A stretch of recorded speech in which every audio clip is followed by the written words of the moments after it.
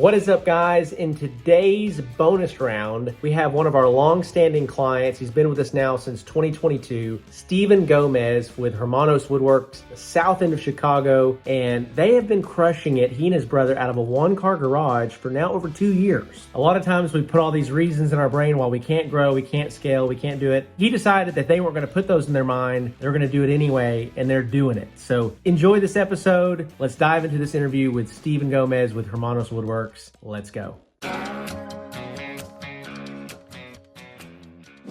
All right, welcome back everybody to the podcast. Welcome back to the YouTube channel. And this is another bonus round with Zach, Keith, and Luke, minus Luke today. He is in the middle of a giant epoxy table project and cannot be on the call. But I do have my good friend Keith here with us today. Keith, how you doing, man? What's up, Zach? How you doing? Doing good, doing good. For all of you that don't know, unfortunately, Keith was in the middle of a lacrosse game the other day and tore his ACL. So yes, so I'm in the middle of my kitchen. I can't really run away from my kids. So if they're in the background, I apologize in advance. But I'm blessed to be in a position where I'm not dependent on my legs. So happy to be here today to talk about Stephen and his journey so far in the program.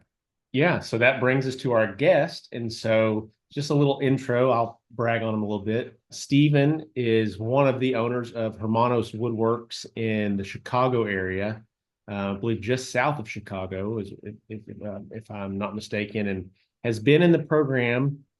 He filled out his introductory survey form to join our program back on November 16th of 2022. So coming up quickly on our 2-year reunion, 2-year tour with Stephen. So Stephen, welcome to the call, man. Welcome to the podcast, and just so honored to have you with us and hear a little bit about your experience.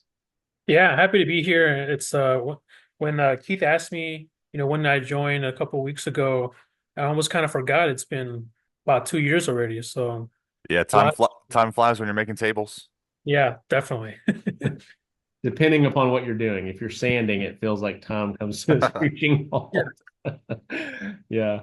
Well, man, that's awesome. So just to start, tell us a little bit about your background. Tell us what you were doing before you got into the furniture industry, how you kind of jumped into that. Also, a little bit about your relationship with your brother and y'all's partnership in the company, if you don't mind. Sure, yeah. So our business is Hermanos Woodworks. That's Brothers Woodworks. And I got into woodworking in general from my older brother.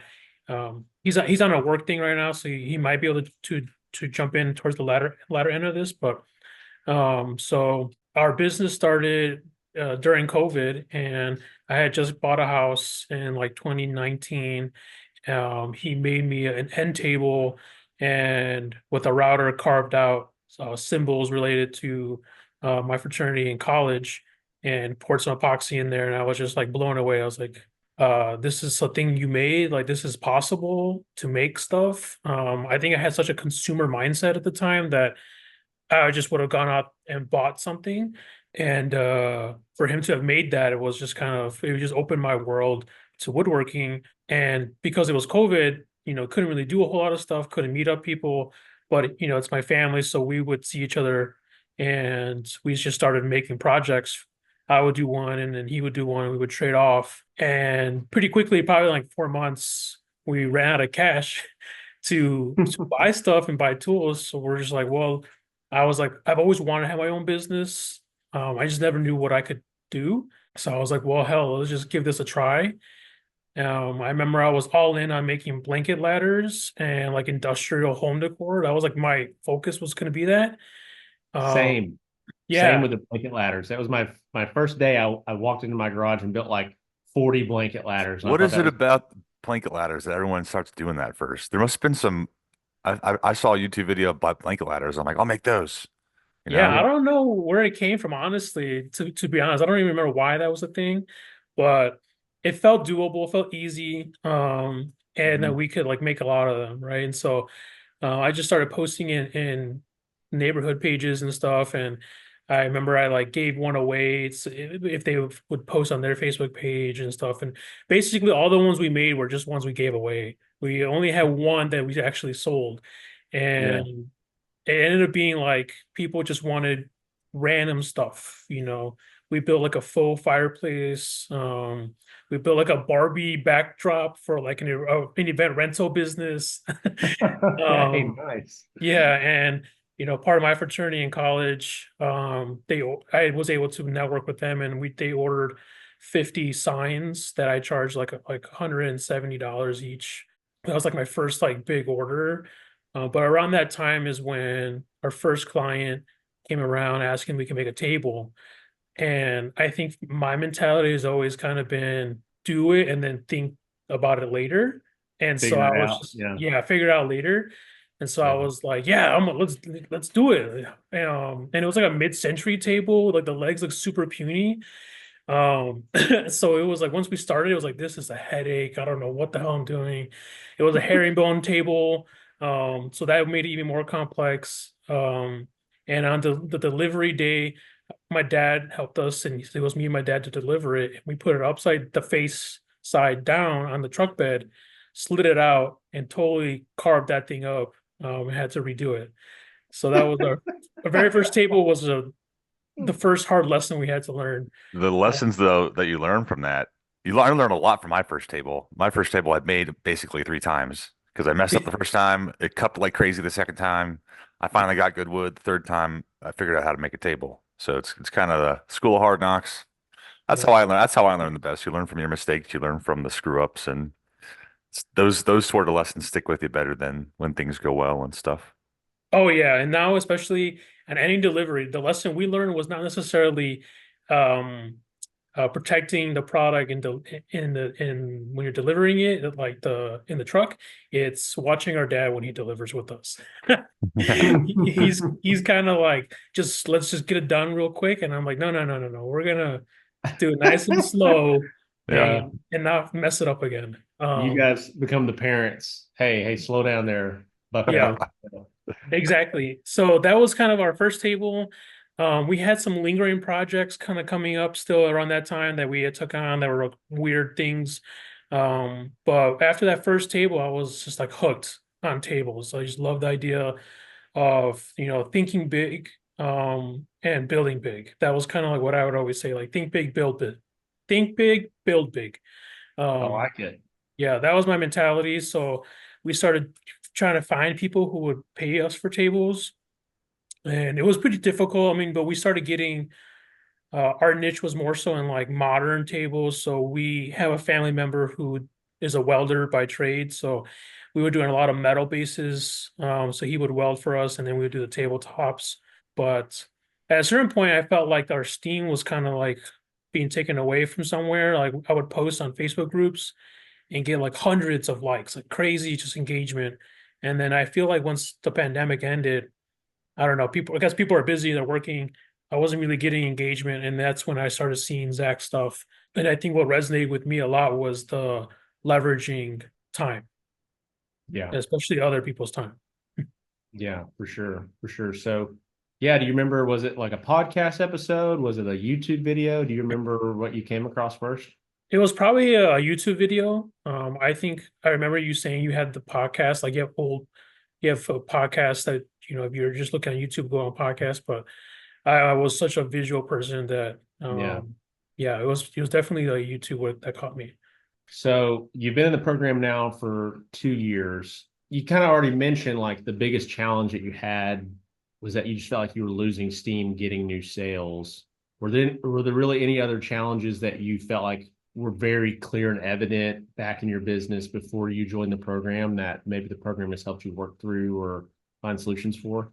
Yeah, I think the key word there that you say is were evident, and I would say the program made everything evident. Because at the time, like there wasn't really like a vision, and there wasn't really a vision where it was going to go. We just started as a hobby. We knew we wanted to grow it, but if we wanted to be serious about it, there were things we had to do to make this into a functional business. And those are just things we just didn't think about, right? Like most people who just start with like a Ryobi table saw in their garage, just like, I just can make something and I got some money for it, great. But like knowing how much that should have cost me material, how much time that should take me, working through problem solving issues with clients with bad experiences. Those are just things that were not on our radar, but are things I think about a lot now, as an owner. No, that's good. That's good. So another question I've got for you, and this is something that is always a big question that I get is like, should I do this full time? I know that you also have a day job. I think your brother has a day job. Keith has a day job. I've always been a full-time pastor, or at least since 2018, I've been a full-time pastor. And so there, but we still also have lots of guys in the program that are doing it full-time. What would you say are the pros and the cons of keeping a day job and building a woodworking business on the side? I would say the biggest thing is that woodworking is like the making of the product is not really the hard part. It's the business end of it and learning all that stuff that goes into it. And so when you make mistakes in the business end, it could really set you back. But if you make a mistake in a table, you might lose a couple hours, might lose a day, but you could lose thousands with a mistake on the business end. And that could really put a punch in the gut for you. So having a full-time job has allowed me to weather a lot of storms that we've gone through. If Yeah. if I was to move that into like a place already, I probably would have shut my doors potentially because there's just things I just didn't really anticipate and think through. So especially early on when we were open our business, when we would get deposits and stuff, I would immediately go buy like a new tool or a tool for that particular job, make it faster. And I think we had in the first year purchased like $20,000 worth of equipment. And we weren't making tables left and right. We were doing random things. And I also at the same time was under the impression that the sales tax we were collecting was going to be paid at the end of the year. And so Mm. that came back to bite me real bad. And it took us a while to recover from that. And it was just kind of a snowball effect. You know, didn't pay the sales tax.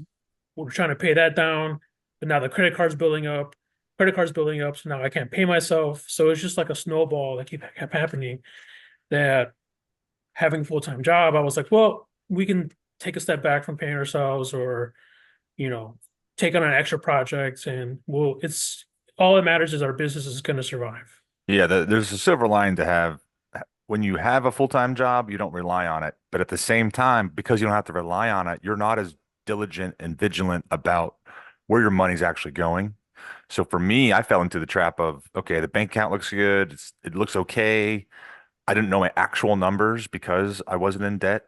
But you can quickly realize that if I was relying on this a couple months ago, if I was relying on this for my full-time job and to be the breadwinner for my family, might not be in a good situation, or I'd be a little bit more stressed because I have to rely on it. So what I'm getting at is you want to know your numbers. And before I started, didn't know my numbers. When I got started, didn't know my numbers. Even today, it's tough to know your actual numbers, and it has to be something you do intentionally, you take time doing, and you put action in place to figure those out. And I know with you, Stephen, you and your brother have maintained your current shop the entire time, right? You guys haven't expanded. Right. Yeah, we're out of the garage, and what I always people ask me, what's your setup? It's a two-car garage, but half of it is my brother's gym. So it's really a one-car garage. Yeah. Yeah. So I'm surprised you let him do that so long. Does he use it every day? Yeah, yeah. I mean, he just had his first son born a couple months back, so I think he's in there a little less nowadays, but Yeah. It might be um time to double your shop size.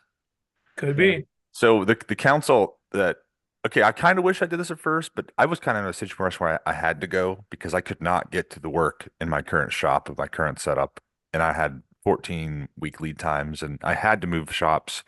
But when you want to stay as small as you can, as long as you can, so long that you're maintaining your customer service and your production, all that stuff, if that makes sense. Um, so for you guys, you've been able to maintain that, and now you're looking at a commercial space. Is that right? Yeah, so we've been on and off looking at spaces here and there. It's all for me. I'm always the dreamer, just kind of like my brother's definitely like keeps us grounded. We would have made another mistake potentially a year ago. I've always Yeah. been like, I just want to do the thing already. Like I told my wife, like I just take action, and we'll figure it out, because if you just dream, you're always going to dream. Yeah, But yeah, right now we're looking at a commercial space. that's awesome. Something I want to come back to and just talk about for just a second, because I think it's really good to talk about, especially with new guys, is talking about sales tax for a second. And so if you are running a business and you are selling stuff consistently, I don't really tell people like immediately you need to get an LLC, immediately you need to start paying sales tax. But after you know that like this is something that you're going to do, like this is something that we're going to double down on, we're going to grow a business, you need to have an LLC, and you're going to have to start collecting and paying sales tax. This has bitten me in the butt multiple times. It's gotten you, it's gotten, I think, all of us at some point in time. And so just talking through a good strategy to make sure that we're not surprised by this. I can kind of share a little bit about what I did, but then for you guys are welcome to hop in here too. But know that the more that you sell, the more frequently you're going to have to pay your sales tax. So for when I first started, and I'm sure it's different in every state, but when I first started in the state of Texas, I was having to pay sales taxes quarterly. So every quarter I would have to pay sales taxes for all the sales from that previous quarter. Well, then as you start selling more and more and more, and you're doing more than about 10 or 15, $20,000 a month, I got a letter in the mail that said, congratulations, you now have to pay your sales tax every month. And you just have to make sure that you're charging sales tax from your clients, and then you're a pass-through entity paying the sales tax. So it's like it's never actually your money. You're literally just collecting it and giving it straight to the hands of the government. But one of the best ways to keep this from surprising you is actually to set up a sales tax account. So to have an operations account, business account that all of your expenses and income is flowing into, and your sales tax is coming into, but then transferring all of your sales tax into a separate sales tax only account, so that when it comes time to pay your sales tax, you don't think you've got $20,000 in the operating account when actually 5,000 of it is sales tax, right? You've already pulled that out of that account, and you can pay it. So what have you guys done to kind of get in front of and keep sales tax from kicking you in the butt? When I first started, I didn't know anything about it. I got set up with my LLC, business bank accounts, QuickBooks, started taking payments, charging sales tax. It all just sat in my operational account. And it wasn't until the end of the year when I got with an accountant where he's like, where's your sales tax and all that stuff, that I realized I hadn't been paying it. So I had a back payment and a fee and a fine for that. Actually, my first month, I think I got an exemption because it was like a I didn't know type of thing. And I got a exemption from the fee. But yeah, it's just a monthly rhythm for me. So the first week of the next month, I'll run my QuickBooks profit and loss, and I'll tell you how much you owe for the state of Virginia. And I go to the Virginia taxation website and you file your taxes. So for me, I have a tax account. It isn't something I add to with every deposit. I just transfer from my checking to my tax account once a month, and it ranges anywhere from 500 to $2,000 depending how the month goes. So that's how mine's set up. Yeah, and for us, we're so it's myself and my brother that do most of the work, but we tap into our family a lot for help. And so actually our mom is an accountant by education and trade. Nice. So she acts as our accountant, so has cut a lot of mistakes for us, and was the one that was basically gave us the bad news of that you owe the government. And every month she'll tell us something different about some fee we have to pay, and they just want to keep taking my money. Yeah. Mom, stop. Yeah. So it basically becomes like, thanks a lot, mom. Why do you need my money? Exactly. Exactly. So since you've joined the program, anybody that's been listening for a while knows that we do several things in the program. We license photos to our clients. We run your ads. We coach and consult. What has been the biggest game changer for you guys? What has been the big difference maker? And why are you guys still around 2 years later? What's kept you here? What's been working for you guys? Yeah, I mean, I think at the core of it, probably like for most guys, it's the lead generation that we get through that. You just can't compare. I have a lot of guys, I think from some of your older videos from, when you featured us in some of your old podcasts naming our business, we'll have guys reach out to me, and I'll give them my honest opinion and just tell them like, there's just no way you're going to get the amount of leads anywhere else to come through your front door. That's like gives me so many times to perfect my sales, pitch with Yeah. people. And I naturally am like a people person. I like to talk to people, but I'm not the best at closing a sale. I think I'm getting better and better. Yeah. But generally, I've had sales jobs in the past and I've left them because I hate the feeling of being a salesperson. And like having a boss more so being like, we need to get the quota, but having a product that I make that I believe in, I feel more natural being able to say, do you want to work with us on this? I would love to make this with you. What do you think? Rather than like, I just want you to buy this phone so I can get my bonus. Right. Type So I of can make some mentality. money. Yeah.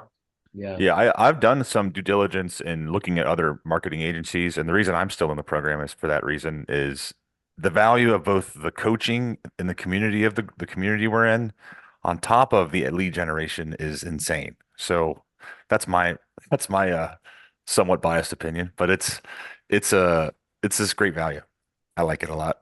Yeah, and the thing is like not to like say like the coaching or anything else is like second to that. It's just that's exactly what drew me in. But what still keeps me, I guess you could say, is that the relationships that I have now in the program, I haven't met anyone in person, but everyone's always so willing to help out, especially if you just have a random question like at late at night or early in the morning. When you feel like you're in a pinch and somebody can come in and give some advice, that's just on value. That like you can't put a price on that.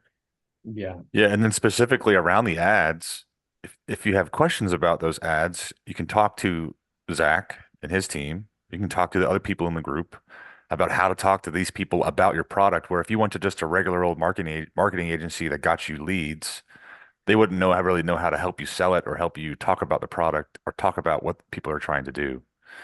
Yeah. So just another thing to think about.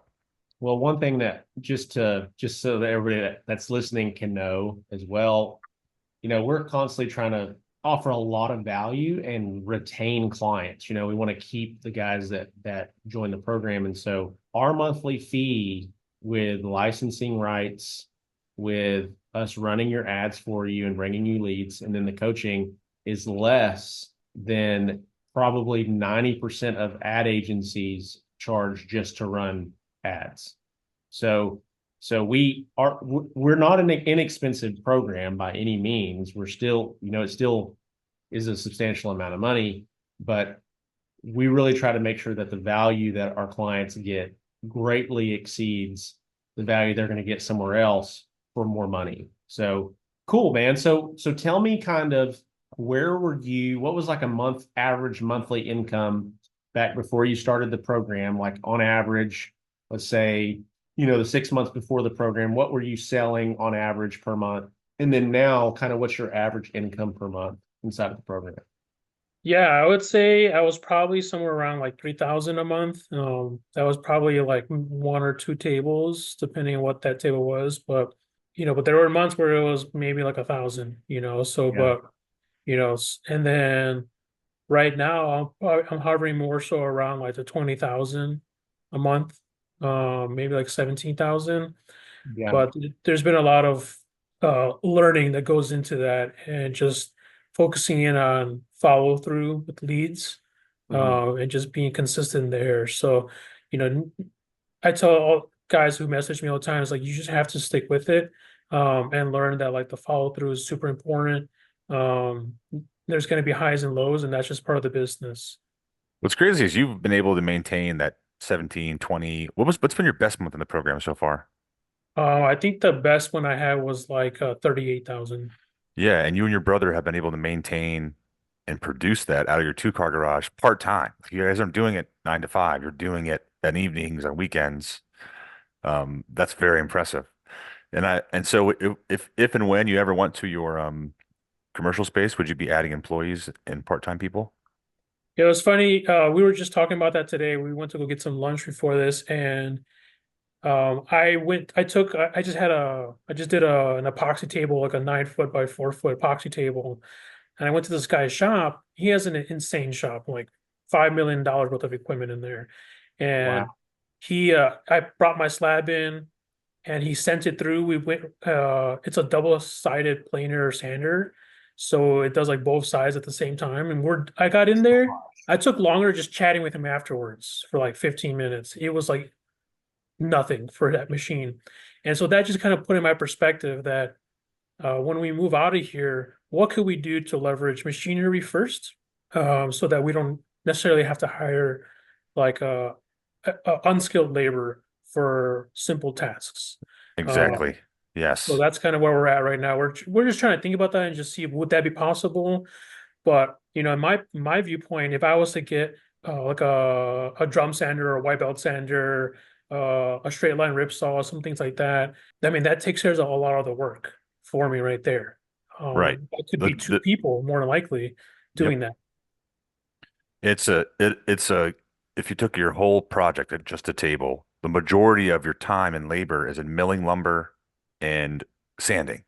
That's the Yep. majority of your labor. So if you buy your lumber pre-milled and you have a sander that can take a 4 to 6 hour process down to 30 minutes, and you can pound that over a whole year of projects, that's an insane amount of savings, and it allows you to get this stuff faster. And it also allows you to put your bandwidth into other more technical or value added things. So selling stuff, making complicated bases if you have some stuff that you're working on like that.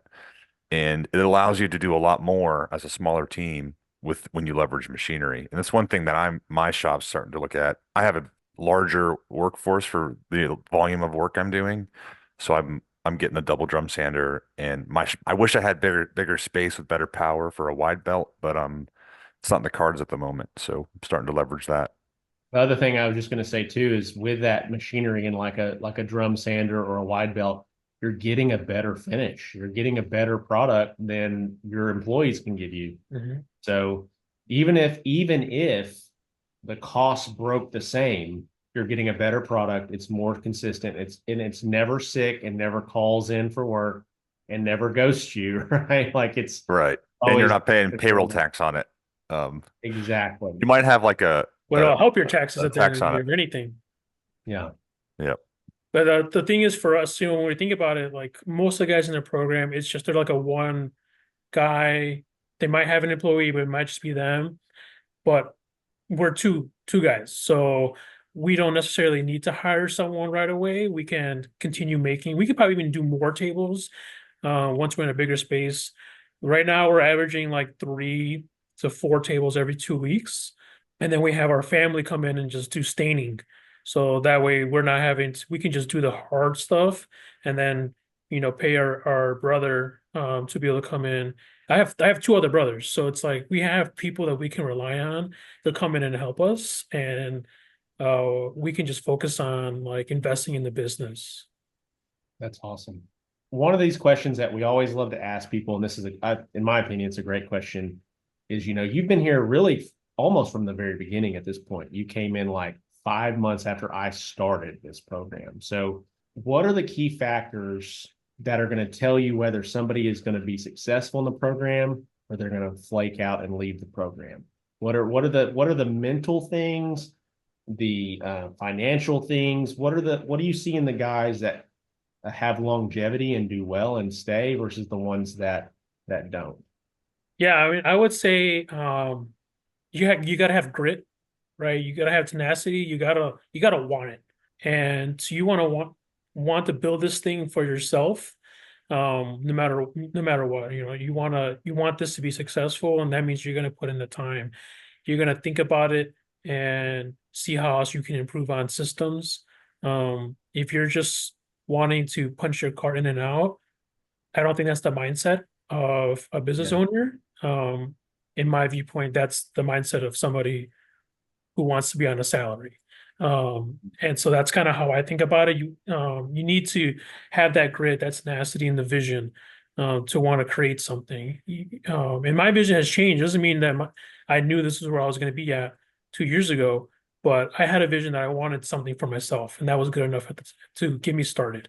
And then I would probably just say just being open to mentorship and being challenged because you can't just think that everything is correct. And you got to be willing to try different things. I think one of the things for us, simple, maybe from your guys' viewpoint, but when you guys have always said to save on costs is to wrap your tables. So you're adding a little bit of thickness around the perimeter of the table. For over a year, I was like really against it. I didn't want to do that. I thought it was going to diminish the quality of our product. But I think it's actually helped us with sales because we're able to charge a premium on thicker lumber, and people are seeing this as a value buy, and it's so much easier to work with. We were delivering almost 2 inch thick, 8/4 white oak tabletop that was like 9 feet by 4 feet up. Heavy. Yeah, that sucker was heavy, and we delivered up a three flight building in Chicago through the back of an alley. So that was a nightmare. Oh my So gosh. not having to do that is again would be definitely Was something. your dad on that delivery? No, he wasn't. Thank God. Thank God. I can just see your dad just struggling on a stairway with a giant Yeah. white oak Uh, table. The thing is, our dad is not like a scrawny little guy. He works out, like he can lift, but yeah, it's more so the mentality of like doing it right the first time. yeah, Yeah. yeah, no, for sure. No, that's really good. I think that being open to consider other ways of doing things, and I'll just say like woodworkers are notorious for being set in their ways and being old grouchy farts. Like this is the way that I do it. No one's going to tell me otherwise. If you get on like woodworking Facebook groups, all that it is like old grouchy woodworkers telling young guys that are trying to learn how stupid they are. And there's like not a good sense of camaraderie or like support inside of our community, which I hate to see that. So being different than that and coming into the program or coming into just trying to grow your business and being a sponge and learning and also just having the proper perspective of like maybe these guys know something that I don't, or maybe Steven has been in this program for 2 years. I'm going to hit up Steven and say, hey man, what do I really need to know to be successful? And just taking the low road, being humble and just knowing, and it's such a humbling phrase, but if you knew everything that you needed to know to get where you're trying to go, you'd already be there. If you already had all of it figured out, you'd already be where you're trying to get to. So just recognizing that I don't know it all. I don't have all the answers. And not to say that we do. We don't necessarily have all the answers either, but we have found things that have proven to work. A lot of things that have proven to work over time. So You could call it like over the shoulder learning, or like in my desk job, if I'm over the shoulder watching one of my coworkers do something in the sheets or on the computer, the way they do it, it's just cool to see how they do it. I might do it a little differently, but you can take something away from you can add value by watching to see how someone else does it. I don't do it that exact way, but I took a value from it. So you get a lot of that in the group.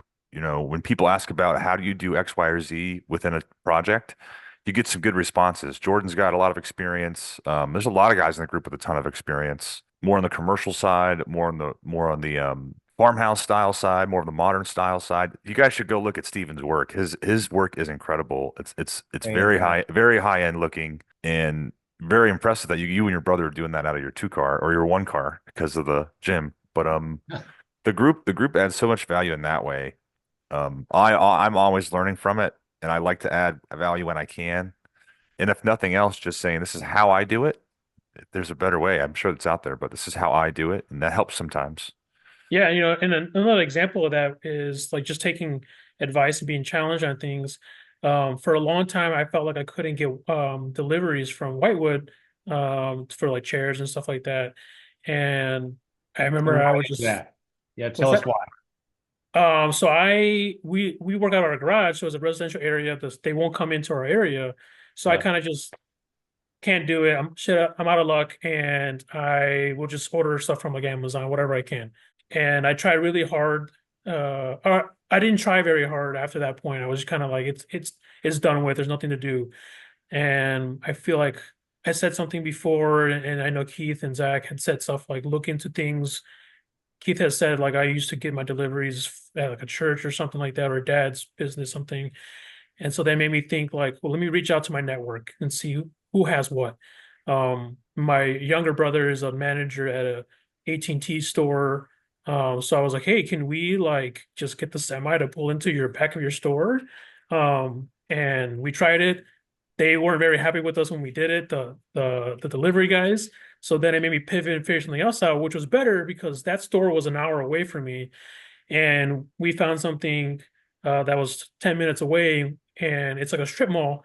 Talked to the owners. I'm like, hey, can I just pay like $100 to get a delivery here? And he was like, sure. And that's how we do it now. We just meet them in a parking lot and get our deliveries and go back to our house. And that's been really good for us to be able to upsell on chairs. Well, and then save a lot on chairs as well. Yeah. You'll have to spend $100 a chair. You're spending $50 a chair, and that makes a huge difference over the scope of a whole year of projects. You know. Yeah, that's a huge difference in your margins. So, Yep. so just a couple more questions for you, man. So what are your goals from here? What's your long-term, short-term goals for the business? What are you thinking? Yeah, our short-term goal is to get out of the garage. I mean, that's something that I am just like aching to get out and spread my wings, Yeah. put on some bigger I'm a bushes. peacock, you gotta let me fly, you know? Exactly, yeah. That honestly, that's how I feel. I feel like we're kind of cooped up in the garage. I need to get out and expand, and we could do so much more if we're out of the garage. Because right now we got work on 3 tables. They're all over 40 inches wide and 9 feet long, 14 Oh, chairs. Like big. it's chaos in there.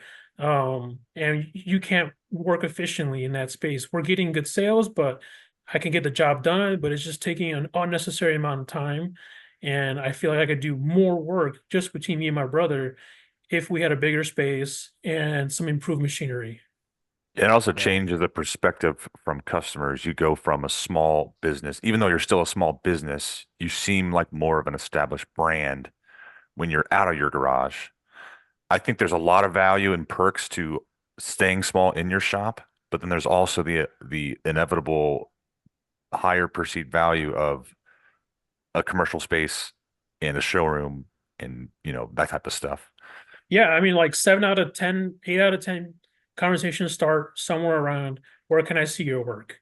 Yeah. And if I can move away from sending them photos in a Facebook chat to come and see me in person, yeah, I'm probably 9 out of 10 will close a sale when people come see me right away. But if we're just talking over Messenger, something like that, it's a very extended period of time to close that sale. So that's our short term. I really want to make that happen as soon as possible. I need to get some things, done before that, but we're like so close right now. And Yeah, then you and I have a call set up for next week about talking about the commercial jump and yeah, making sure you know your numbers and stuff because that's so important because once you go from your house, which is no rent, you're just paying electric for your stuff, your tools, going to a commercial space with overhead, rent, insurance, etc. You have to know your numbers and make sure you know your bottom line, you know your break even, you know your overhead, and Yeah. make sure you're doing this and making money. yeah, yeah, exactly. I mean, that's something that I think I offloaded a lot of the number stuff to our mom, our accountant, and I don't really look into it as much as I should. So that's something that I'm starting to focus in on more. Long term, as much as I would want to be the person building everything, because I know I can deliver quality if I have my hands on it. I want to be able to step back and focus on just being the sales and admin. It's just, you're picking up 3 tables a day, moving them here and there. You get real tired, and you still got to get home and close a sale. And so if I Yeah. can, spread that workload out, I think that's ultimately our long term. That's probably as far as we're thinking right now. It's getting to a point where we can step back, focus on the health of the business instead of just being in it. Yeah, you Yeah. mentioned leveraging time, leveraging other Mhm. people, leveraging machinery. So Yeah. I could see that in your future. We've been talking about that for a couple months now, so here it comes. Hope so. All right, man. Last question I've got for you is what is, other than our program or anything that we teach or do, what has been one of the best business resources that you've ever found, whether it be a book or a podcast or a YouTube channel? What else has helped you on your business journey? Hmm. It was funny. I've watched a couple of hey, what's up, little man? Um, I've been watching, your videos, you're interviewing those some other guys, and I think I was like, I feel like Zach always asks them what book. And I was like, man, I don't read books. I was like, I had to figure this out. Me either, Steven. I always feel like I'm less than when I'm like, I'm not a book reader. So Yeah. but I was like, I'm not good at reading, but I do like audiobooks. Okay. And so Hey, that counts, dude. I'm yeah, convinced I've that started counts. doing that. I Yeah. take my wife to work every morning, and on the drive back, I go straight to the shop, and I'll listen to a chapter or so from the E-Myths Revisited. Mhm. So I just started listening to that based off of conversations we had, or I think an interview you had with Jordan. And I was like, I always hear guys name dropping books, and I was like, everyone's reading books, and a lot of the guys who are name dropping books are doing pretty good. I was like, maybe there's something associated there. Just a little bit, maybe. So a little bit. So I was like, let me think about it as like I'm not reading or listening to a book, but investing in myself in my Yeah. learning. And so I started listening to that. So I don't really have anything else tangible besides that, but I would say it's just trying to think about that time you think you're giving up. It's you investing in yourself to be a better business owner. Yeah, it's good. It's a good perspective, dude. I love it. So, all right. So, where can people go to find you and your stuff? Yeah, you guys can give us a follow at on Instagram or Facebook at Hermanos Woodworks. Come check out our stuff. We just deliver a sick epoxy table and a lot of cool projects coming down the pipeline. I love it. And Stephen, man, I just want to wrap this up by just honoring you. I appreciate you being along for the ride for the last 2 years. By the time this video drops, it will be 2 years. And so just want to say it's been fun. It's been fun seeing you guys grow and do well and continue to lean in. And you've had some really good months and you've had some challenging months and you have stayed steady. And, a lot of people don't really realize this, but business is not just a game of strategy. It's a game of just, do you have the stomach for it? Do you have an iron will? And I will say, you're one of those guys that has an iron will. You have weathered the storms, and I'm super encouraged by seeing you do that. And you always come out of them and always end up having another crazy good sales month or figure out the production challenges that you're having or whatever those things have been. And so just kudos to you. You've crushed it and will continue to crush it. And I'm excited to see you continue to expand into commercial space and grow the brand even more. So, Steven, do you know how many tables you've done in the 2 years you've been in the program? Uh, I keep telling clients that we've probably surpassed like 200, but I honestly don't know. I just kind of I'm pretty sure it's over like 200 tables now since we joined. Go look that number up. I'm curious too. Yeah, I need to figure that out. But yeah, just to kind of add to what you're saying there, Zach, and like I think I get my energy from people. And so you, Keith, Luke, Jordan, some other guys in the program, the energy that comes off from each one of you, like I feed off that and it makes me like I have to keep going. Right. So I appreciate both of you guys. I look up to you and the success you have. And so I hope to be able to be in your place when I grow up. bro, you're already there. You're already Yeah, winning. I You're hope to make freshly tables as married, nice as, yeah. freshly married, got a successful business. Like, dude, you are crushing life on every level. So just kudos to you, man. And yeah, thanks for being a part of the program and thanks for hopping on the podcast. Thanks, guys. All right. Talk to you soon, man.